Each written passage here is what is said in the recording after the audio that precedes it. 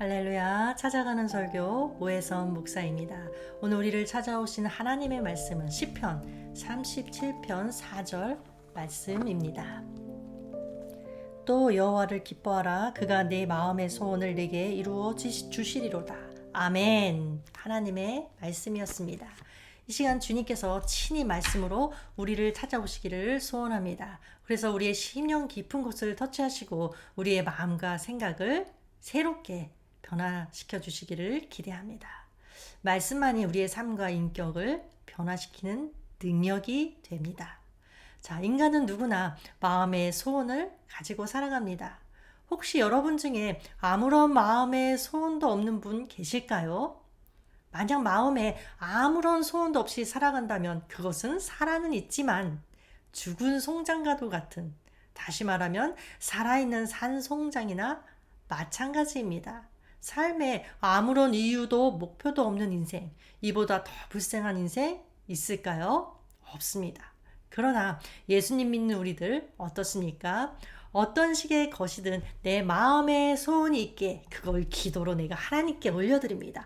구하라 그러면 너희에게 주실 것이요, 찾으라 그러면 찾을 것이요, 문을 두드리라 그러면 너희에게 열릴 것이니, 이 약속의 말씀을 믿고 우리는 작든 크든 내 마음의 소원을 주님께 올려드립니다. 그런데 여러분들 솔직히 말해서 기도드린 거 다 응답 받으시나요? 기도대로 다 이루어지느냐 하는 것입니다. 아마도 이루어지지 않은 것이 더 많을지도 모릅니다. 그래서 기도를 하면서도 사실은 기도 속에 이미 좌절이 있고 본인도 믿지 않는 상태에서 그냥 주문 외우듯이 습관적으로 기도하고 있을지도 모릅니다. 그래서 도대체 어떻게 기도해야 하는가? 어떻게 기도해야 내가 응답을 받는 것인가? 나도 주님을 사랑하고 주님도 나를 사랑하시는데 도대체 왜 내 마음의 소원을 안 들어주시는 것일까? 주님은 나를 사랑한다고 말씀만 하지 마시고 친절하게 나에게, 내가 너에게 무엇을 줄까? 먼저 물으시고 내가 원하는 것을 주시면 얼마나 좋을까? 그런데 우리 주님 먼저 물어봐 주시기는커녕 내가 아무리 간절하게 구해도 아무런 반응이 없으실 때가 더 많은 것 같습니다. 그런데 성경의 한 인물 중에서 내가 너에게 무엇을 줄까? 너는 구하라. 하나님께서 먼저 물으신 인물이 있었죠. 누구입니까? 솔로몬입니다. 어느 날 솔로몬의 꿈속에 하나님이 나타나셨습니다. 그리고 말씀하세요. 내가 너에게 무엇을 줄까? 너는 구하라.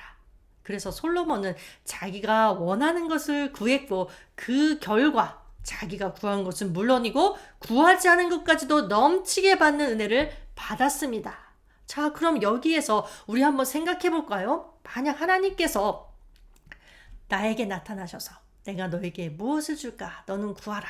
그러면 여러분 무엇을 구하시겠습니까? 막상 하나님께서 꿈속에 나타나셔서 너의 소원을 말하라 하면 금방 답할 수 있을까요? 쉽지 않습니다.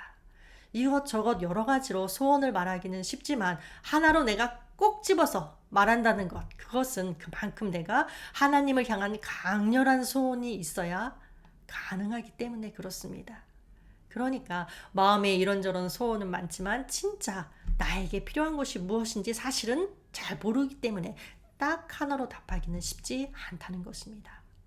그런데 솔로몬은 딱 하나 무엇을 구했습니까? 지혜를 구했습니다. 그랬더니 하나님께서 말씀하세요. 지혜는 물론이고 네가 구하지 않은 부와 영광도 내가 네게 주겠다. 솔로몬은 구하지 않은 것까지도 받는 은혜를 입었습니다. 도대체 하나님이 솔로몬의 무엇 때문에 그러셨을까? 솔로몬과 우리 기도의 차이점은 도대체 무엇일까? 열왕기상 3장 10절을 보니까 이렇게 나옵니다. 솔로몬이 이것을 구하매, 자, 이것은 지혜죠. 솔로몬이 지혜를 구하매 그 말씀이 주의 마음에 맞은지라. 자, 솔로몬이 구한 것이, 그러니까 솔로몬의 그 마음 가운데 있었던 그 소원이 주님의 마음에 맞았다. 다시 말하면 주님의 마음에 들었다는 것입니다. 바로 이것입니다. 응답을 받고 또 구하지 않은 것까지도 내가 받으려면 어떻게 해야 하는가? 내가 구하는 것이 주님의 마음에 들어야 합니다. 주님의 마음에 들기만 하면 내 이 마음의 소원이 이루어지는 것은 물론이고 내가 구하지 않은 것까지도 다 주님께서 주신다는 것입니다. 그러면 어떤 기도가 주님의 마음에 맞는, 주님의 마음에 드는 기도일까요? 오늘 본문 한번 다시 보겠습니다. 여호와를 기뻐하라. 그가 내 마음의 소원을 내게 이루어 주시리로다. 우리가 마음의 소원이 있을 때 어떻게 해야 주님께서 그 소원을 들어주신다? 자, 여호와를 생각하면서 기뻐해야 소원을 들어주신다는 것입니다. 그런데 우리는 반대로 생각합니다. 내가 기도하는 거, 내가 원하는 내 소원을 들어주셔야 내가 하나님을 생각하면서 기뻐할 수 있지. 내 소원 안 들어주시면 어떻게 하나님 생각하면서 기뻐할 수 있단 말인가? 물론 우리의 소원을 들어주시면 하나님을 생각하면서 더 많이 기뻐하게 되는 건 사실입니다. 그러나 성경은 내 소원이 먼저가 아니라 하나님을 생각하면서 기뻐하는 것, 그것이 더 먼저라고 가르쳐주고 있습니다. 그래야 우리의 소원을 들어주신다는 것입니다. 왜 그렇게 되는 걸까요? 빌립보서 2장 말씀 속에 그 답이 있습니다. 너희 안에서 행하시는 이는 하나님이시니 자기의 기쁘신 뜻을 위하여 너희에게 소원을 두고 행하게 하시나니. 자, 너희 안에서 행하시는 이는 하나님이시니, 내가 하나님을 기뻐하는 상태가 되면 내 안에서 행하시는, 즉 내 안에서 일하시는 분이 누구라는 걸까요?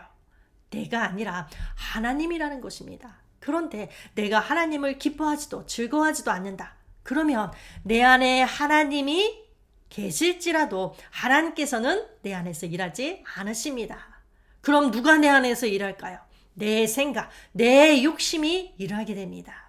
그래서 내 마음에 생기는 소원은 내 생각, 내 욕심에 의한 소원이 됩니다. 그러면 하나님의 뜻과는 거리가 멀어지겠죠. 그러나 하나님을 기뻐하는 상태가 되면 내 안에서 하나님이 일하시니까 어떻게 되느냐? 하나님의 소원이 곧 나의 소원이 됩니다. 하나님의 소원과 내 소원이 똑같게 됩니다. 그러니 어떻게 될까요? 소원이 다 이루어지는 것은 당연합니다. 결국 주님 마음에 맞는 기도를 하려면 어떻게 해야 하는가? 여호와를 기뻐할 줄 알아야 한다. 그렇다면 여호와를 기뻐한다. 여호와를 기뻐한다는 것 뭔가 좀 막연하죠. 여호와를 기뻐한다는 것은 그렇다면 구체적으로 어떤 것을 말하는 것인가? 자, 이런 상태에 있는 것입니다. 첫 번째는 구원의 감격이 내 안에 살아있는 것입니다. 과거의 경험이 아닌 현재의 진행형이어야 합니다. 이 세상에서 가장 큰 기쁨은 내가 구원받은 감격에서 나오는 기쁨이죠.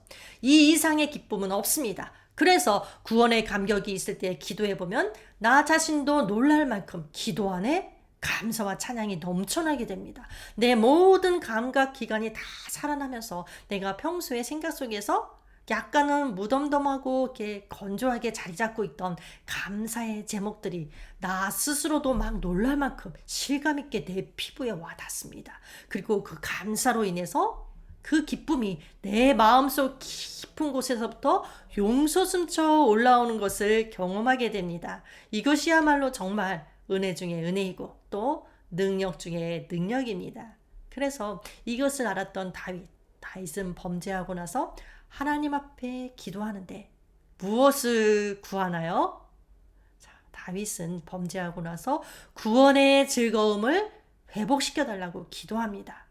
다윗은 구원의 즐거움이 자기 안에 살아있을 때 그 안에서 누려지는 기쁨, 그 기쁨이 무엇인지 세상에 절대로 줄 수 없는 평안이라는 것을 알았던 것입니다. 예수 그리스도를 통해서 나에게 주어진 이 구원은 하나님께서 나에게 주신 가장 큰 선물입니다. 하나님께서는 우리가 살아있는 구원의 감격을 가지고 여호와를 기뻐하시기를 원하십니다. 자, 이제 두 번째, 여호와를 기뻐한다는 것은 어떤 것인가? 그러나의 신앙이 아닌 그럼에도 불구하고의 신앙을 갖는 것입니다. 자, 노아 시대 때를 예로 들어볼게요. 노아 시대 때 사람들의 그 악함을 여호와께서 보시고 땅 위에 사람 지으셨음을 한탄하셨습니다. 그래서 홍수로 인해 모든 사람을 다 쓸어버리셨습니다.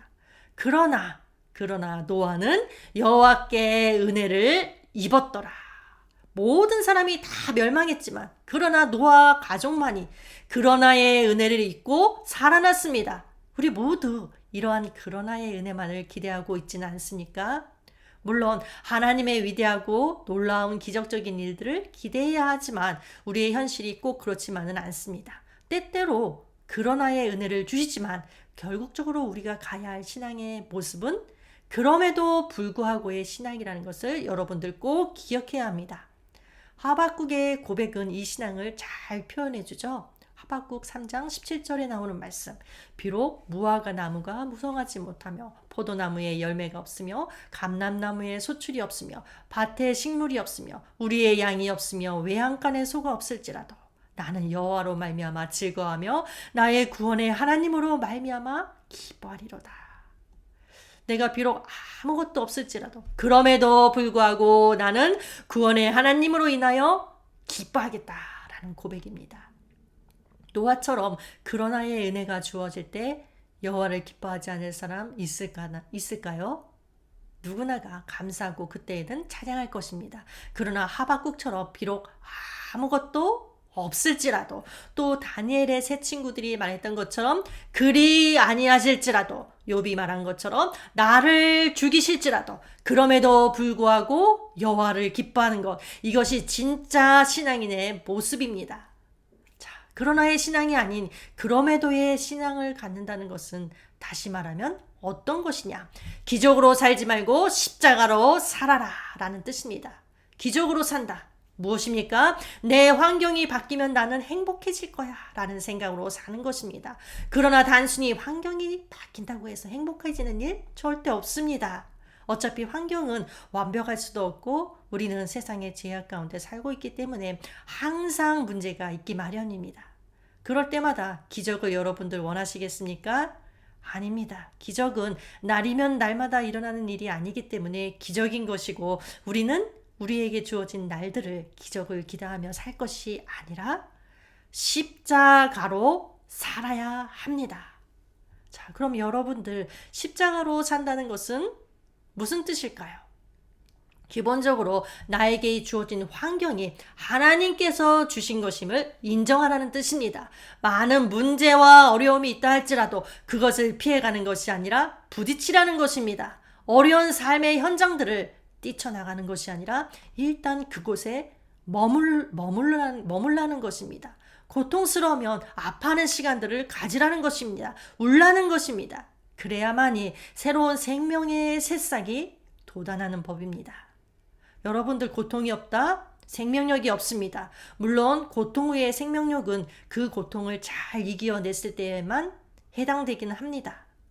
우리 주님께서 주신 은혜, 그냥 주어지는 것이지만 저절로 오는 것은 절대 아닙니다. 깊은 고통 속에서, 깊은 통곡 속에서 나오는 게 진정한 은혜입니다. 이것을 체험한 사람은 삶에서 결코 그 신앙이 피상적이지 않습니다. 우리 믿는다고 하는 사람들이 때로 피상적이고 또 깊이가 없어 보이는 이유는 무엇인가? 예수 믿으면 무엇이든지 다 된다라는 식으로 일관하기 때문에 그렇습니다. 그 이면에 깔려야 할 고통의 시간들과 아파해야 하는 시간들에 대해서는 간과해 버리기 때문에 그렇습니다. 그러나의 은혜만 바라고 그럼에도 불구하고의 신앙은 가지려 하지 않기 때문에 그렇습니다. 그런 모습 속에서 진정으로 여호와를 기뻐하는 모습이 나올 수 있을까요? 자, 여러분들 스스로 답해 보시기 바랍니다.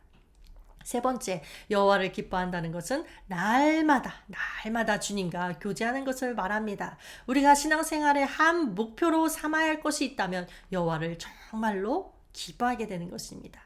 기독교인들의 역사적 그 신앙 고백 중에 유명한 웨스트민스터 신앙 고백이라는 것이 있습니다. 이 신앙 고백에는 여러 질문들과 그 답이 쭉 나오는데 그 첫 번째 질문이 무엇이냐? 인생이 이 땅에서 삶을 사는 목적이 뭘까요? 입니다.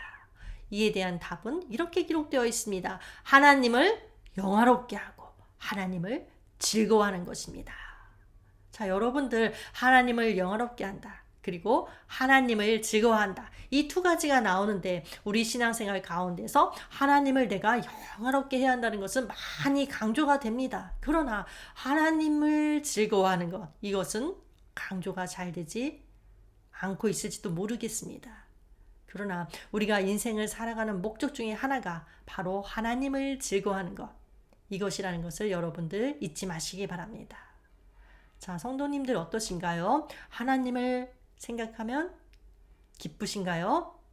하나님 생각만 해도 너무 즐겁고 기뻐서 나의 형편과 상황은 좀 아니다 싶지만 그래도 하나님이 나와 함께 계신다는 것만으로도 내 가슴이 벅차고 기쁨이 솟아올라 오시나요? 하나님을 기뻐하기 위해서는 다른 방법이 없습니다.